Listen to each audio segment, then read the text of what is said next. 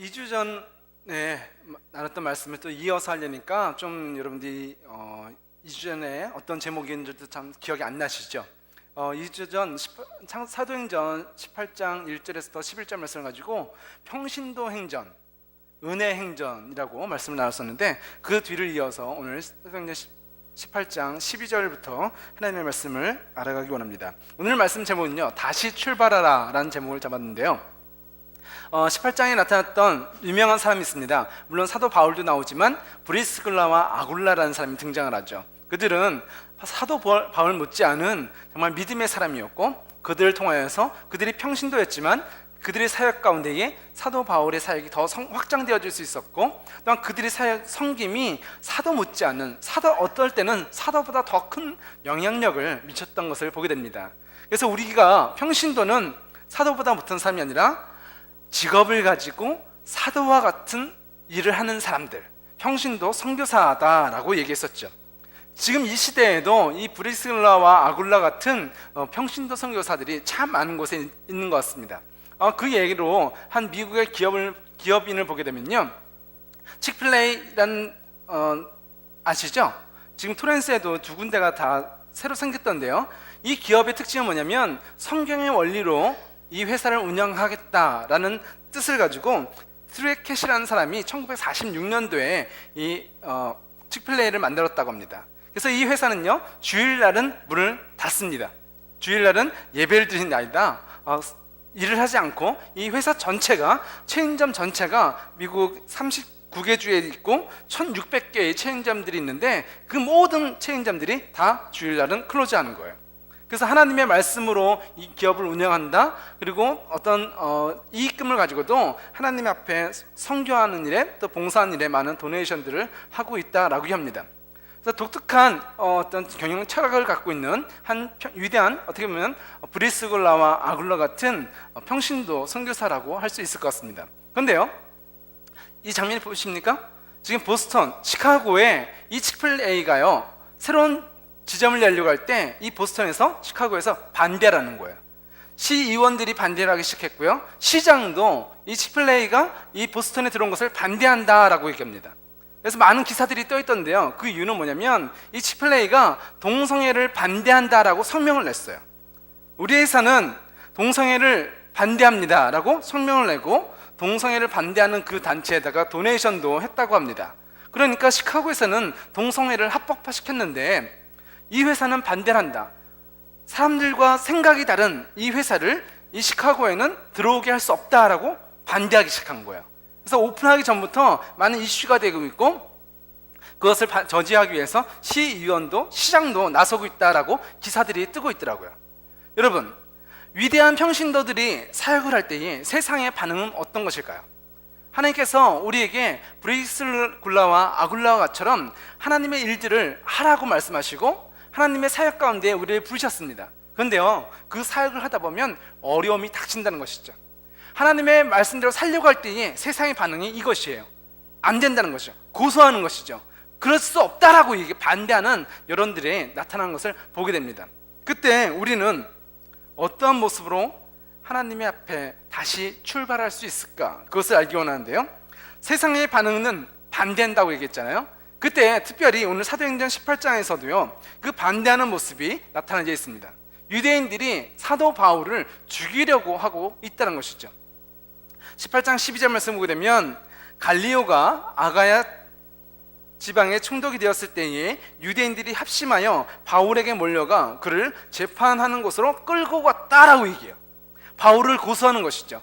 네가 죄인이다 라고 얘기하는 것이고, 너는 그런 말 하면 안 된다 라고 얘기하고 있는 거예요. 우리가 하나님의 말씀으로 나아가려고 할 때 세상은 반대한다, 그리고 사도 바울을 죽이려고 하고 있다라고 얘기하고 있는 것입니다.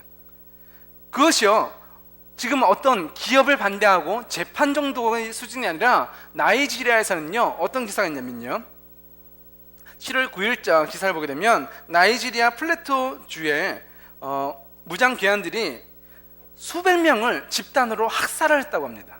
그리고 나이지리아 그리스도 교회 소속 교회에 불을 질렀는데요, 그 교회에 사람들을 집어넣고 바깥에서 불을 지른 거예요. 그래서 그 사진이 나와 있던데 너무 예배 시간에 보여줄 수 없을 정도로 너무 처참한 장면이어서 제가 서전을 넣지 않았습니다. 지금 사도 바울 시대에만 그런 고난과 죽이려고 하는 음모가 있는 것이 아니라 지금 이 시대에도 몇 주 전에, 2주 전에 나이지리아에서는요, 산 사람 50명을 교회에서 불태워 죽였다는 거예요. 총을 들고 몇백 명을 사살한다는 거예요. 그 일들이 지금 일어나고 있다는 거예요. 하나님의 말씀을 지킨다는 것, 그 나이지리아 안에서 기독교인으로 살아간다는 것이 목숨을 건 위태로운 일이라는 것이죠. 그래서 이슬람 무장단체들이 기독교인들을 지금도 죽이고 있다는 사실이 오늘 성경에서 증거하는 이 내용인 것입니다. 우리가 하나님의 말씀대로 살아가려고 할 때 세상은 우리를 가만 내버려 두지 않습니다. 우리를 죽이려고 하고, 우리를 고소하고, 우리를 위협하고 있는 것이죠. 또한 세상의 반응, 우리가 하나님의 말씀대로 살아갈 때 세상의 두 번째 반응이 있습니다. 그것은 무엇이냐면, 그래라, 그게 나랑 무슨 상관이 있는데, 무관심한 반응도 또한 두 번째로 있는 것을 보게 되는 것이죠.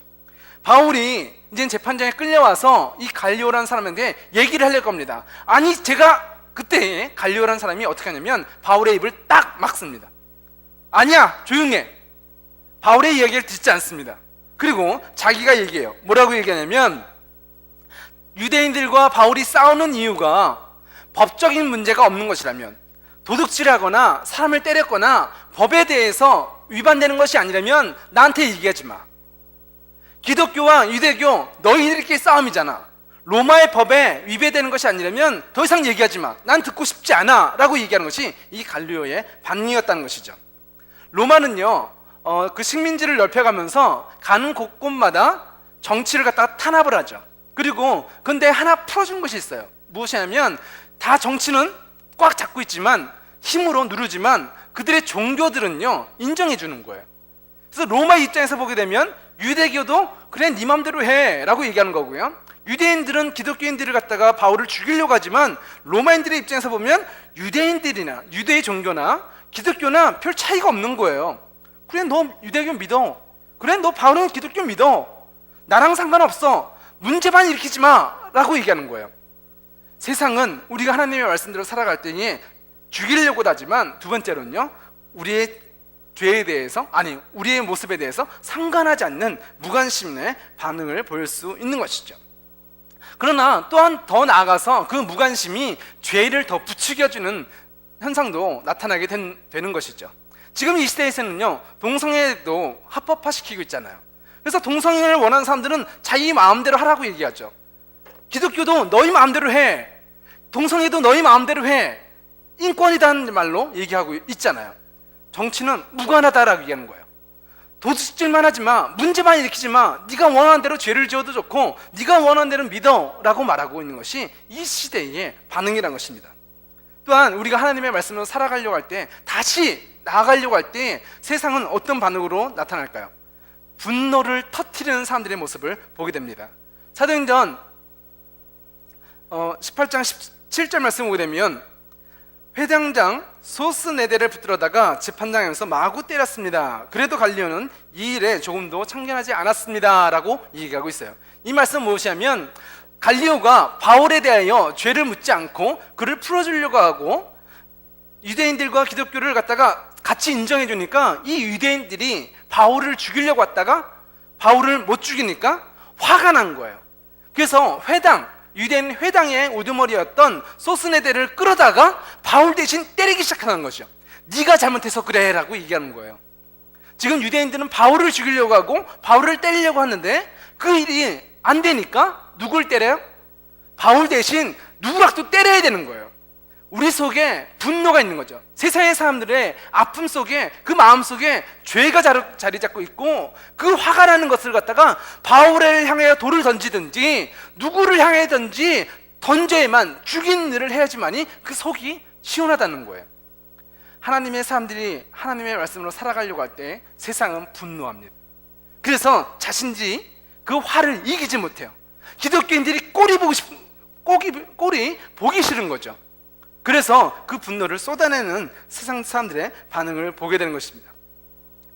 나이지리아에서 또한 6월 달에도 폭탄 테러가 있었다고 합니다. 교회에 예배드리는 사람들에게 폭탄 테러가 일어나서 폭탄을 던졌기 때문에 예배드리던 36명의 사람들이 그 자리에서 순교를 하게 된 것이죠. 세상 사람들은 하나님을 믿는 것, 어떤 사람들은 방관합니다. 니네 믿어라고 얘기하지만 어떤 사람들은 그것을 못 견디는 거예요.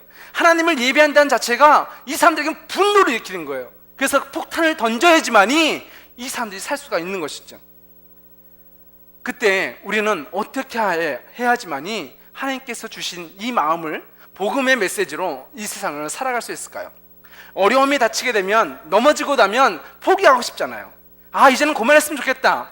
사도 바울이 지금 1차의 선교 여행과 2차의 선교 여행을 하고 있는데 정말 수많은 어려움을 겪으면서 정말 열심히 했잖아요. 그러면 이제는 좀 쉬고 싶은 마음도 있지 않을까요?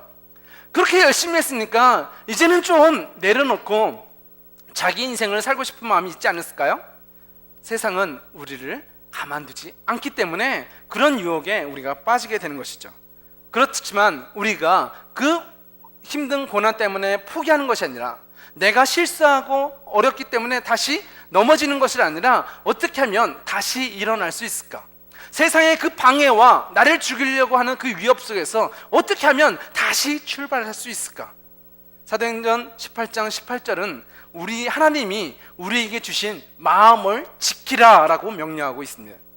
18절 말씀을 보게 되면 바울은 다시 길을 떠나기 전에 이전에 해한 것이 있어서 갱그레아에서 머리를 깎았습니다 라고 설명해 주고 있어요.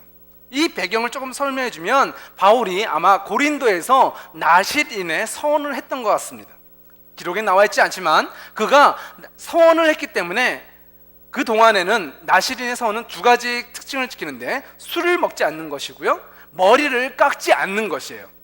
그래서 사도 바울은 나실인의 하나님께 약속한 것을 지키려고 나실인처럼 자신의 행동과 그리고 자신의 먹는 것과 몸에 머리카락도 자르지 않는 것을 계속 지키고 있던 것이죠. 근데 그 기간이, 약속한 기간이 끝나고 나니까 바울이요, 머리를 깎았다라고 얘기하고 있는 거예요. 머리를 깎았다라는 것은 뭘까요? 지금까지 하나님과의 약속, 하나님과 나와의 사이의 관계, 나의 마음을 지켜왔다는 거예요.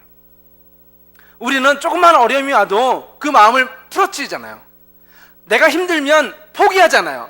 작심 3일? 3일 금식하려고 했는데, 아니 일주일 금식하려고 했는데 그냥 하루도 못 가서 배고파서 다시 먹게 되잖아요. 성경을 읽기로 작정을 했는데 성경을 읽다가 매번 창세기에서 멈추잖아요. 매번 마태복음에서 끝나버리잖아요. 그런데 사도 바울은요, 어렵다고 포기한 삶이 아니란 것이죠. 나실인과 같이 하나님께 약속한 그 마음을 지켜가는 사도 바울의 모습을 보고 있는 것입니다. 다시 출발할 수 있는 이유가 무엇이죠? 그 마음이 포기한 것이 아니라 하나님이 주신 그 마음의 감동을, 하나님과의 약속을 지켜갔다. 하나님과 함께하는 것을 통하여 사도 바울은 다시 출발할 수 있었다라고 얘기하고 있는 것입니다. 우리 EM에서 우리 사역하셨던 최수호 목사님이 베트남에 이제는 이번 주에 파송 예배를 통하여서 베트남에 선교사를 가신다고 얘기를 하더라고요. 근데 그 페이스북에 우리 최샤론 사모님이 사진을 하나 올린 것이 있어서 제가 캡처해서 왔는데요. 여기 올해 받은 말씀인데 그 말씀의 내용이 뭐였냐면 요나서 말씀인데, 나는 주께 감사하고 찬양하며 제물을 바칩니다. 주께 맹세한 것은 무엇이든지 지키겠습니다. 구원은 여호와께 있습니다. 라는 그 말씀을 올해 뽑으셨나 봐요. 그것을 갖다가 갖고 오셨는데 내용이 뭐냐면 2012년 주신 말씀, 성교를 내가 이전에 소원했었는데 하나님께서는 그 일들을 이루어 주셨다라고 그 페북에 그 간증을 적으셨더라고요. 하나님이 우리가 약속한 것들을 듣고 계시다는 거예요. 내가 어떨 때는 기분적으로 약속하고 어떨 때는 내가 이렇게 해야지 라고 결정한 것이 아니라 하나님은 그것을 듣고 계시다는 거예요. 그래서 하나님께 들려진 마음, 그 약속을 지켜갈 때에 우리는 하나님 앞에 다시 일어서서 달려갈 수 있다라고 얘기한 것이죠.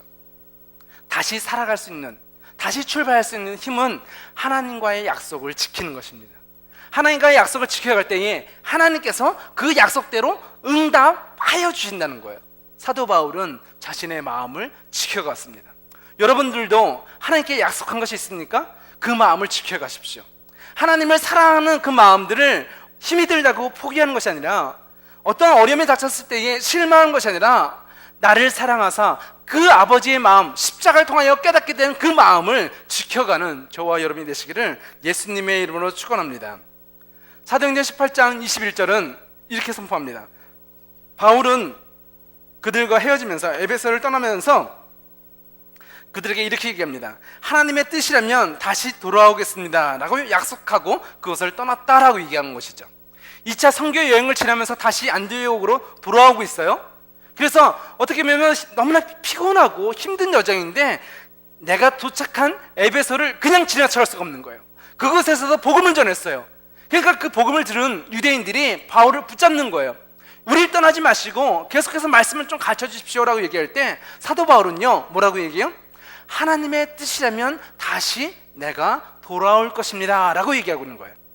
다시 출발할 수 있는 이유, 내 의지대로, I will이 아니라 God's will, 하나님께서 하신다면 그 말씀대로 이루어질 것입니다 라고 그 마음을 지켜가는 거예요. 내가 하고 싶으니까 하겠습니다? 아니요, 하나님이 원하신 대로 하겠습니다. 하나님이 원하시기 때문에 다시 출발하겠습니다 라고 사도 바울은 말하고 있는 것이죠. 사도행전의 1차의 선교여행과 2차 안디옥에서 다시 출발해서 이제는 에베소를 거쳐서 다시 예루살렘과 안디옥으로 돌아오는 2차의 선교여행이 이로써 끝나게 되고, 이제는 사도행전 18장 22절에서부터 보게 되면 사도 바울이 세 번째의 선교여행을 오늘 떠나게 됩니다. 그 말씀을 보십시다. 3차 선교여행이 시작되는데요, 18장 23절 말씀을 보게 되면 바울은 한동안 안디옥에 머물러 있다가 그것을 떠나 갈라디아와 부르기아 지방을 두루 다니면서 모든 신자에게 힘을 북돋워 주었습니다 라고 얘기하고 있어요. 예루살렘에 다시 도착을 해서 선교 복을 하고 그 위쪽에 있던 안디옥으로 올라와서 잠시 머물다가 이제는 사도 바울이 세 번째의 선교 여행을 떠나는 모습을 발견하게 됩니다. 세 번째의 선교 여행은요, 1차는 어떻게 생겼었죠? C자의 형태였고, 2차는 둥그런 땅콩 모양이었고요, 세 번째는 이 국자 모양의 어떤 루트를 가지고 선교 여행을 출발하게 되는데, 어디를 갔다고요? 갈라디아와 부르기아 지방을 향하여서 출발하고 있는 사도 바울의 모습을 보게 되는 것이죠. 신앙생활이란 하나님께서 명령하실 때 순종하며 나아가는 것입니다. 내가 하고 싶을 때 하는 것이 신앙이 아니라 내 안에 하나님과의 약속, 하나님의 말씀대로 순종하여 나아가는 것이 사도 바울의 삶이었고, 그것이 다시 출발하는 포인트가 된다는 것입니다. 우리가 하고 싶은 것을 하는 것은 순종이 아닙니다. 하나님의 말씀에 따라 출발을 하라 라고 명령하실 때에 네 하고 떠날 수 있는 그 용기와 그 믿음이 우리에게 필요한 것이죠. 첫 번째, 이제는 선교 여행이 시작되면서 사도 바울이 어떻게 그 출발 과정 가운데에 나아가는가 보게 되면, 성령의 능력을 통하여서 사도 바울은 다시 3차의 선교 여행을 떠나는 것을 보게 되는 것이죠. 18장 24절 말씀을 보게 되면 또 한 명의 사람이 등장하는데요, 아볼로라는 유대인입니다. 이 아볼로는요, 에베소에서 왔다라고 얘기하고, 그는 알렉산드리아에서 태어났으며 교육을 많이 받았고 성경에 능통한 사람이다 라고 얘기하고 있어요. 알렉산드리아는 무역을 하는 도시였고, 그 알렉산드리아는 동양의 철학, 동양의 문화, 서양의 철학, 서양의 문화가 같이 모여있는 곳이었기 때문에 그 당시에 가장 교육적인 수준이 높았다라고 얘기하고 있어요. 근데 그곳에서 태어난 그 아볼로라는 사람이 성경에 아주 많은 지식을 갖고 있는 사람이었고, 그가 예수님에 대하여 알게 되었기 때문에 예수님에 대하여 사람들에게 전하고 있는 사람이었다라고 얘기하고 있어요. 사도 바울이 복음을 전하지 않았는데도, 바울을 통하지 않고도 아볼로라는 사람이 하나님의 말씀을 깨닫고 예수 그리스도에 대하여 설명을 하고 사람들에게 침례 요한이 가르쳐준 회개에 대하여 사람들에게 가르치고 있었다라고 얘기하고 있는 것이죠. 그가 하나님의 말씀을 잘 알고 있었다라고 얘기하고 있어요. 그런데 문제가 있었어요.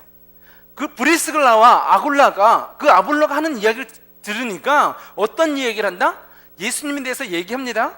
그리고 침례 요한에 대해서 얘기해요. 침례 요한이 외친 말이 뭐였죠? 회개하라, 천국이 가까웠다라는 메시지잖아요. 우리의 죄를 회개하라라는 메시지를 선포하고 있어요. 아볼로도 그 메시지까지는 알고선 전하지만 그 메시지에 예수 그리스도의 성령에 대해서는 아직 아볼로가 알지 못하다는 것이죠. 그래서 아볼로가 말씀은 알지만 능력이 없는 거예요. 하나님 앞에 죄를 회개하고 나아가는 것까지는 알지만 회개하는 자에게 주시는 하나님 아버지의 성령을 알지 못하기 때문에 지식은 있으되 능력이 없는 신앙생활을 하고 있었다는 것이죠. 그때 브리스길라 아굴라가 이 아볼로를 데려와서 침례 요한의 그 설교에 더불어서 회개하는 자들에게, 예수 그리스도를 영접한 자들에게 이제는 하나님께서 우리에게 성령을 주셔서 우리 안에 살아계신 성령님과 함께 신앙생활하는 것을 가르치기 시작한 것이죠. 십자가는 고난도 있을 뿐만이 아니라 그 고난 위에 부활도 있다는 것을 가르쳐주기 시작한 거예요. 우리의 신앙생활이 교회에 와서 하나님의 말씀을 배웁니다. 아, 기도는 이렇게 하는 것이지, 아, 성경은 이런 것이지, 아, 예수 믿으면 천국까지 지식은 압니다. 그런데요, 능력이 없어요. 하나님에서 알아요. 교회도 예배도 참석해요. 공부도 해요. 그런데 마음이 뜨겁지가 않아요. 하나님에 대해서 알긴 알겠는데 마음에 감동이 없는 거예요. 기도는 하는데 응답될 확신이 없는 거예요. 기도는 하고 말씀에 순종하는데 내 마음속에, 내 삶 속에 하나님에 대한 체험이 없는 거예요. 그때에 그에게 필요한 것이 무엇이다? 그 아볼로에게 필요한 것은 뭐냐면 하나님의 성령의 역사가 필요한 것이죠. 회개를 통하여 예수를 만나고 예수님과 함께 살아가는 삶은 능력의 삶이라는 것을, 성령 충만한 삶이라는 것을 알게 된다는 것입니다. 누가복음 3장 16절에 침례 요한이 모든 사람에게 이렇게 대답했습니다. 나는 물로 침례를 주지만 나보다 더 능력 있으신 분이 오실 것이다. 나는 그의 신발끈을 풀기에도 부족하다. 그는 너희에게 성령과 불로 침례를 주실 것이다 라고 선포하고 있어요. 우리가 회개합니다. 그러나 그것으로 끝난 것이 아니라, 지식으로서 그 정도의 행동으로 끝난 것이 아니라, 하나님의 나라는 내가 보고 만질 수 있고 느낄 수 있고 경험할 수 있어야 된다는 것이죠. 성령님에 대하여 우리가 성령을 아는 것이 아니라 그분을 오늘 만나야 된다라고 얘기하고 있는 거예요. 하나님은 이런 분이시다라고 지식적으로 아는 것이 아니라 하나님은 이런 분이시라는 것을 내가 만져서 보고 느껴야 된다는 것이죠. 신앙은 내 마음속에 평안을 얻는 신앙이 아니라 우리의 영혼과 우리의 몸과 마음을 다 바꾸시는 하나님의 능력 가운데 나아가야 된다는 것입니다. 어떤 사람이 다시 출발할 수 있다고요? 성령의 능력을 경험한 사람만이 다시 출발할 수가 있는 거예요. 사람의 결심은 항상 넘어집니다. 사람은 회개하고 회개하지만 또 어떻게 돼요? 또 죄를 지어요. 근데 성령의 역사는 무엇이냐면 내가 결심하지만 넘어지는 육체적인 한계를 가진 사람이 죄인이라면 성령은 이 죄인을 하나님의 자녀로 완벽하게 바꾸시고, 이 죄인은 넘어지지만 하나님의 자녀는 주께서 일으키심으로 다시 넘어지지 않는 하나님의 사람이라는 것을 깨닫게 되는 것이죠. 우리 집사님들 가운데서도, 많은 성도들 가운데서도 이런 간증들이 있어요. 내가 담배를 끊으려고 했는데, 아니 술을 끊으려고 하는데 끊을 수가 없는 거예요. 작심삼일 하루에도 담배를 샀다가 버리고, 담배를 샀다가도 버리고, 끊을 수가 없는 거예요. 그런데 어느 날 기도를 했는데 그 다음부터는 담배가 생각이 안 나고, 담배를 피려고 입에 물어도 담배를 입에 무는 순간 토하게 되고 도저히 필 수가 없다는 것이죠. 이런 간증은 뭐죠? 내 의지로 이것은 그리스도로서는 안 좋은 모습이다, 내가 끊어야지, 하지 말아야지, 내가 죄를 또 짓지 말아야지 결심하고 결심하지만 넘어지는 우리의 모습이라면, 내가 결단한 것이 아니라 하나님의 은혜가 오니까, 성령님이 나를 바꾸시니까 내가 노력하지 않았는데도 끊어진 사람이 돼버린 거예요. 전에는 내가 해야지 안돼 결심해도 넘어졌던 내가 하나님의 성령의 은혜로 말미암아 이제는 완전히 바뀌어진 나의 모습이 드러난다는 것이죠. 다시 출발할 수 있는 이유는 뭐냐면, 힘을 내, 또 한번 해보자, 오뚜기같이 다시 일어서자, 포기하지 마, 이런 열심이 아니란 거예요. 그리스도인의 성공, 그리스도인의 다시 출발할 수 있는 힘은 성령 안에 있는 줄 믿으시기 바랍니다. 오늘 이 밤이 여러분이 다시 출발한 밤이 되기 원한다면 내가 열심히 내 마음을 다잡고 내가 새롭게 결심하는 것이 아니라 성령님을 부르십시오. 하나님, 나는 주님의 은혜가 필요합니다. 나는 주님의 은혜 없이는 살 수 없습니다. 주님이 나를 오늘 바꿔 주시옵소서라고 기도하는 저와 여러분이 되기를 예수님의 이름으로 축원합니다. 신앙생활은 내가 더 열심히 하는 것이 아니에요. 신앙생활은 하나님의 은혜를 더 받아야 되는 거예요. 하나님의 은혜를 받은 사람만이 출발할 수 있어요. 하나님의 은혜를 받은 사람이 다시 시작할 수가 있는 거예요. 그것이 십자가의 능력인 것을 믿으시기 바랍니다. 죄는 내가 끊는 것이 아니라 십자가의 은혜로 죄를 끊어진 그 은혜를 받아들이는 것이죠. 죄를 짓지 않으려고 결심하는 것이 아니라 이제는 예수 그리스도를 부르는 것이 우리가 해야 될 신앙인의 태도인 것입니다. 그럼 세 번째, 어떤 사람이 다시 출발할 수 있는가? 예수 그리스도가 어떠한 분이신지를 분명하게 아는 사람만이 다시 출발할 수가 있습니다. 예수를 아는 것이 우리가 출발할 수 있는 힘의 원천이 된다라고 성경은 얘기하고 있는 것이죠. 성령님은 예수 그리스도를 증거하는 영이라고 얘기하십니다. 성령을 받았을 때에 우리 안에 깨달아진 것이 있어요. 무엇이 깨달아진다? 예수가 깨달아지는 거예요. 예수가 어떠한 분이신지가 내가 알게 된다라고 얘기해요. 그 예수는 어떤 분이시냐면 참 하나님이시며 참 인간이시다라고 성경은 증거하고 있습니다. 그 말은 무엇이냐면 예수님이 우리와 같은 인간이시기에 저와 여러분에 대하여 다 알고 계신다는 거예요. 그리고 우리에 대하여 알고 계실 뿐만이 아니라 우리가 필요한 것을 주실 수 있는 하나님이시라고 성경이 가르쳐주고 있는 것이죠. 우리에게는 부모님이 있잖아요. 부모님은 우리를 사랑하시잖아요. 그래서 부모님이 우리가 아프면 내가 낫기를 바라잖아요. 근데 우리 부모님은 의사가 아니기 때문에 내가 낫기를 원하지만 우리 부모님이 와서 나를 치료해 주지 못해요. 그죠? 내가 몸이 아프면 병원을 가야지 엄마한테 가서 내가 어디가 아파요, 내 병을 고쳐주세요 라고 얘기할 수는 없잖아요. 우리 부모님이 나에 대해서 잘 알고 있고 나를 도와줄 마음도 있지만 한국에 있다면 지금 나를 도와줄 수가 없잖아요. 지금 여러분이 미국에 있는데 한국에 계신 부모님이 갑자기 날라와서 여러분을 도와준다는 것은 불가능하잖아요. 아무리 사랑해도 우리가 거리가 떨어져 있으면 나를 지금 당장 도와줄 수가 없어요. 근데 우리에게 사랑하는 마음이 있다 하더라도 불가능하지만 부모님이 갖고 안 계실 때도 있잖아요. 그래서 전 세계에서 가장 큰 재벌이 누군 것 같으세요? 기사를 보니까 멕시코에 카로스 슬림이라는 사람이 세계 1위의 부자라고 얘기합니다. 그래서 멕시코에 전화회사를 갖고 있는 이 재벌인데 이 카를로스 슬림은 두 번 다음으로 부자가 빌 게이츠라고 얘기하고요. 이런 부자인데 여러분들이 이 부자에게 여러분이 어려울 때에 나를 도와주세요라고 한다면 이 사람이 여러분을 도와줄까요? 이 사람은 전 세계에서 가장 큰 부자지만 여러분을 도와주지 않아요. 왜? 이 사람은 여러분을 사랑하지 않거든요.